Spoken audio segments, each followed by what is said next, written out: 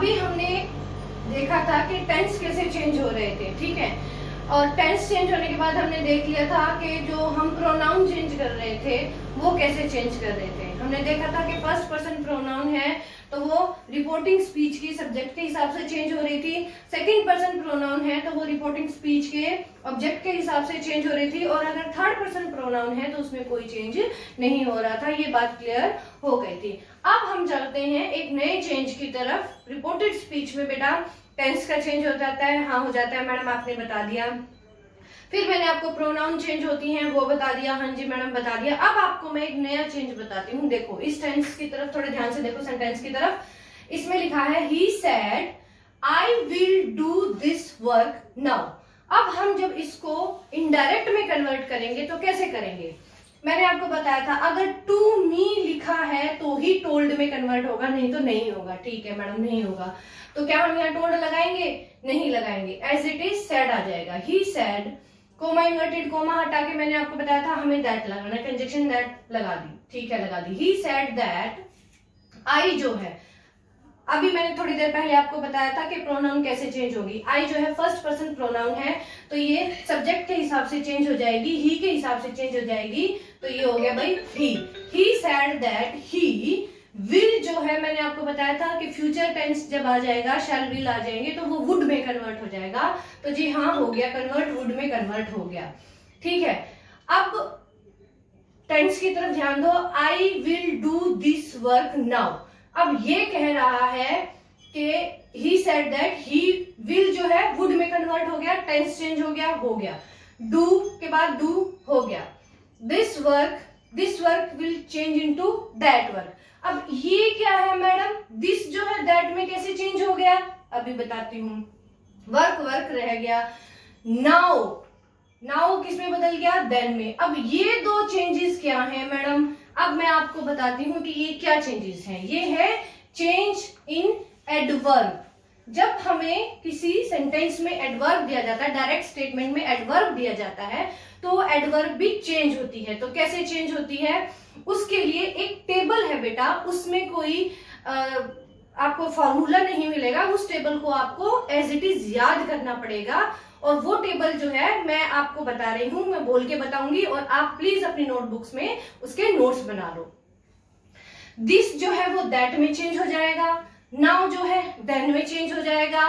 This day that day में change हो जाएगा। दीज दोज में। अगो पहले, अगो बिफोर में।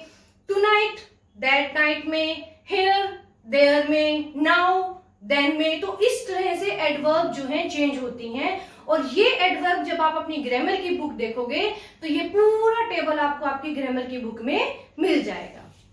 तो ये एक अलग बात थी कि हमें पहले क्या चेंज करना होता है, हमें प्रोनाउन चेंज करनी होती है, फिर हमें टेंस चेंज करना होता है, और फिर अब हम देख रहे हैं कि हमें एडवर्ब भी चेंज करनी होती है। तो ये तो था कि डायरेक्ट को इनडायरेक्ट में चेंज करते हैं जब हम सिंपल सेंटेंसेस के साथ डील करते हैं।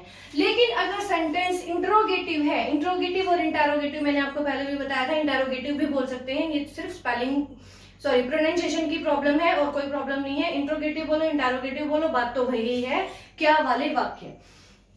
तो जी ये तो सिंपल सेंटेंसेस के साथ हम डील कर रहे थे। अब हम क्या वाले वाक्यों के साथ डील करते हैं। तो जब क्या वाले वाक्य हमारे सामने आ जाते हैं तो क्या वाले वाक्यों को सोल्व करने के लिए बेटा कंजक्शन दैट नहीं लगता।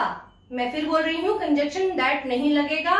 वेदर या इफ में से एक का प्रयोग होगा, या तो वेदर लगेगा या इफ लगेगा। ठीक है, तो चलो एक सेंटेंस देख लेते हैं। He said to me where are you going. Where are you going, आप कहां जा रहे हो। ठीक है, इसको कन्वर्ट करते हैं। ही सेड टू मी क्या बदल जाएगा? ही सेड टू मी किसमें बदल जाएगा? ही टोल्ड मी, कोमा इन्वर्टेड कोमा हटा के कंजक्शन दैट लगानी है? नहीं, या तो वेदर लगाना है या इफ लगाना है? नहीं, दो तरह के इंट्रोगेटिव होते हैं बेटा। एक WH फैमिली वाले होते हैं, एक ऑक्सिलरी वर्ब वाले होते हैं। WH फैमिली क्या होती है? What, when, why, where, how. ठीक है, हाउ भी WH फैमिली का ही मेंबर है।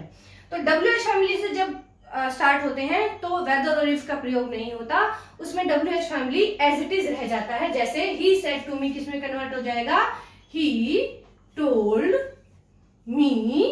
अब where, where as it is लग जाएगा, वेदर नहीं लगेगा। वेयर आर यू, आर क्या है, प्रेजेंट टेंस किसमें चेंज हो जाएगा, पास्ट में, तो क्या बन जाएगा।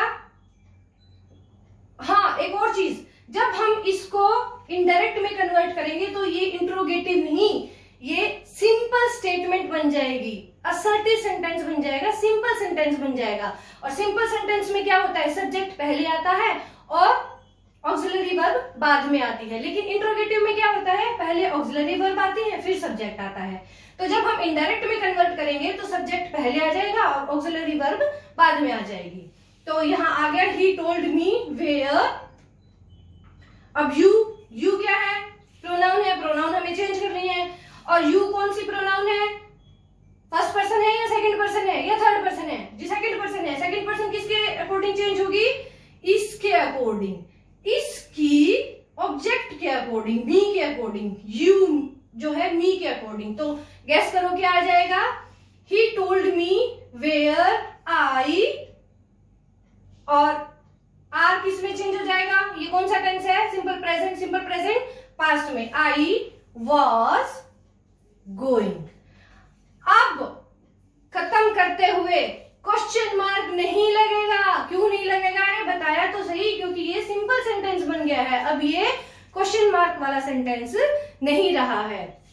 तो जब हम इंट्रोगेटिव सेंटेंसेस को इनडायरेक्ट में कन्वर्ट करते हैं तो बाद में क्वेश्चन मार्क नहीं लगाते हैं, क्योंकि वो जो है सिंपल सेंटेंस में कन्वर्ट हो जाता है, क्वेश्चन वाला वो नहीं रहता है। अब आ जाते हैं ऑक्सिलरी वर्ब वाले पर।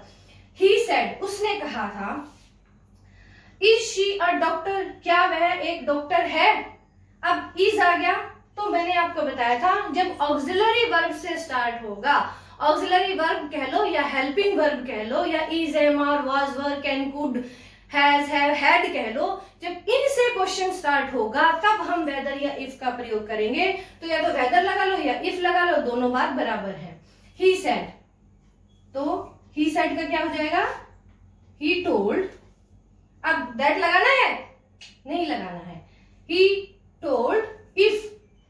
अब शी जो है वो क्या है, फर्स्ट पर्सन है, सेकंड पर्सन है या थर्ड पर्सन है, थर्ड पर्सन प्रोनाउन है। थर्ड पर्सन प्रोनाउन में कोई चेंज आता है, नहीं आता है, तो ये एज इट इज रह जाएगी। If she a doctor, is लगाया है, इज, एम, आर, वाज, वर, ये किस में आते हैं, प्रेजेंट टेंस में, तो ये किस में कन्वर्ट हो जाएगा, पास्ट टेंस में। अब ये प्रेजेंट का कौन सा है, कंटिन्यूअस, तो प्रेजेंट कंटिन्यूअस किस में चेंज हो जाएगा, पास्ट कंटिन्यूअस में। तो पास्ट कंटिन्यूअस में क्या यूज होता है, वाज और वर, और शी के साथ क्या लगेगा, was a doctor. Question mark लगेगा, नहीं लगेगा, वेरी गुड, नहीं लगेगा। ही टोल्ड या ही आस्क्ड, सुनो हम इसको आस्क्ड भी कर सकते हैं, ये भी हम चेंज कर सकते हैं, ठीक है। He asked if she was a doctor, या हाँ if she was a doctor, ये हो गया इंट्रोगेटिव का। अब आ जाते हैं इम्पेरेटिव। इम्पेरेटिव सेंटेंसेस कौन से होते हैं, वो सेंटेंसेस जिसमें हम किसी को कमांड देते हैं या किसी को रिक्वेस्ट करते हैं। जैसे go and get me a glass of water, ये एक कमांड हो गई। Please bring me my book, ये एक रिक्वेस्ट हो गई। ऐसे सेंटेंसेस इंपेरेटिव होते हैं। तो डायरेक्ट इनडायरेक्ट को सोल्व करते हुए आपसे इस टाइप के सेंटेंसेस भी कई बार जो है आपके एग्जाम में पूछ लिए जाते हैं। तो देख लेते हैं इनको कैसे सोल्व करते हैं। एक एग्जाम्पल मैंने आपके लिए लिया हुआ है, he said please give me a glass of water. तो इसको जब कन्वर्ट करोगे तो कैसे करोगे, ही रिक्वेस्टेड, ही रिक्वेस्टेड। जैसे मैंने यहाँ पर ही आस्क्ड लिख दिया था, ऐसे ही आप चेंज कर सकते हो, ही रिक्वेस्टेड कर सकते हो, ही रिक्वेस्टेड। अब एक और इंपॉर्टेंट बात है, इंपेरेटिव को चेंज करते हुए हमें इसको टू इंफिनिटिव वाले सेंटेंसेस में कन्वर्ट करना पड़ता है। कैसे कन्वर्ट करना पड़ता है, he requested me to bring a glass of water, ठीक है। अब आ जाते हैं एक्सक्लेमेटरी पर। एक्सक्लेमेटरी सेंटेंसेस कौन से होते हैं, वो सेंटेंसेस जिसमें हम बहुत ज्यादा जो है सरप्राइज या किसी विश या किसी प्रेयर का जिक्र करते हैं, वो हो जाते हैं हमारे एक्सक्लेमेटरी सेंटेंसेस। एक एग्जांपल मैंने लिखा है आपके लिए, he said may you live long. अब मे यू लिव लॉन्ग में क्या वो सरप्राइज शो कर रहा है? नहीं, वो हमारे लिए प्रेयर कर रहा है कि आप लंबी उम्र जियो।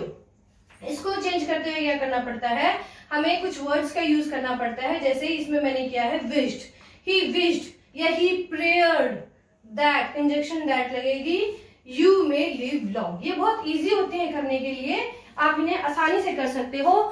ध्यान रखना कि इंपेरेटिव में टू इंफिनिटिव का प्रयोग करना है और एक्सक्लेमेटरी के लिए हम विश्ड, प्रेयर्ड, रिक्वेस्टेड इन चीजों का इस्तेमाल कर सकते हैं और सिंपल सेंटेंस बना सकते हैं। इंट्रोगेटिव के लिए मैं एक बार फिर रिपीट करूंगी कि इंट्रोगेटिव दो तरह के होते हैं, WH फैमिली वाले और ऑक्सिलरी वर्ब वाले। WH फैमिली वाले जो व्हाट, व्हेन, व्हाई, हाउ से स्टार्ट होते हैं, उनको एज इट इज स्टार्ट करना होता है। लेकिन ऑक्सिलरी वर्ब से जब स्टार्ट होते हैं तो उसके लिए हमें वेदर या इफ का प्रयोग करना होता है।